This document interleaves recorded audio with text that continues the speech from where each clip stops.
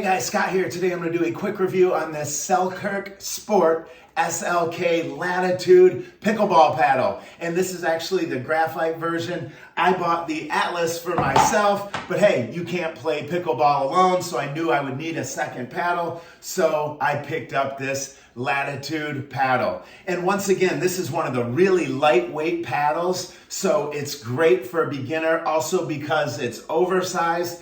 And of course, I haven't played much before, and whoever I bring with me will probably be a beginner or they'd have their own paddle. So I picked up this one because it's a great beginner paddle. And I'll tell you, being graphite instead of the hard wood, I was told it's easier to learn on and it's a higher quality paddle. Once again, has the good solid rubber stitching down here, a little bit smaller grip than my Atlas.